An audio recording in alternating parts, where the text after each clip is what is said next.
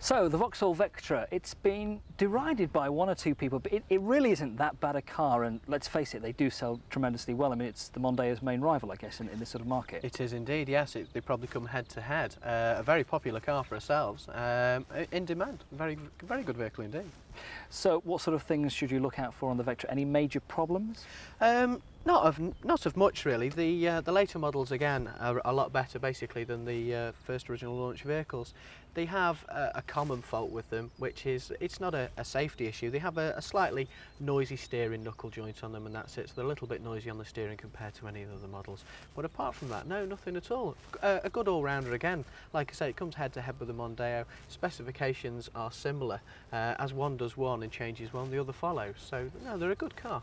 And again, the Vectra has been out since what, about '96? That's replacement right. For the much-loved Cavalier. Yes, that's right. It's had recently one major revision, but the 3 years up to that represent again tremendous value for money. Absolutely. Like you say, they've literally just changed them now for the '99 models.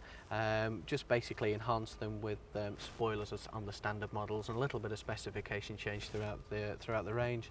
But no, a good all-round engine sizes on those. Work from the 1.6, the 1.8, 2 litre, and the 2.5. Very similar to the Mondeo engine lineup. So what would this car have on as a standard? This is standard. This is the 1.8 LS5 door. This one actually has air conditioning, electric windows, electric tilt and slide sunroof, power steering, airbags, and electric mirrors.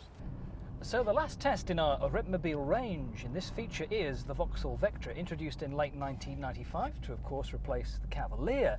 It's a car that's had much derision, particularly amongst the motoring press. One or two people in particular have absolutely slated the Vectra. It's really not as bad as that.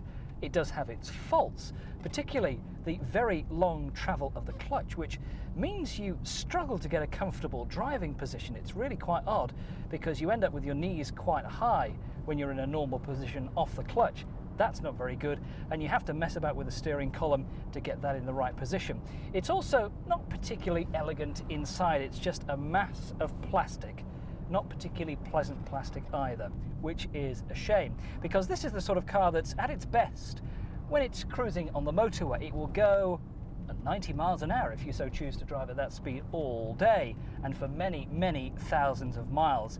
It's reliable and it will give you some good value for money. Remember, this car is under £9,000. It's done, what, 15,000 miles, so it's lost, as we've mentioned earlier, just over 40% of its value.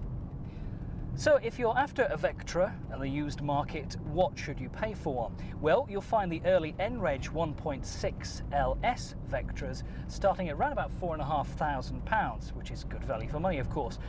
The most you'll pay is around about £12,500 to £13,000 for the 2.5 V6 Vectras. But you get a great choice of engines, 1.6, 1.8, 2 litre and that 2.5 V6.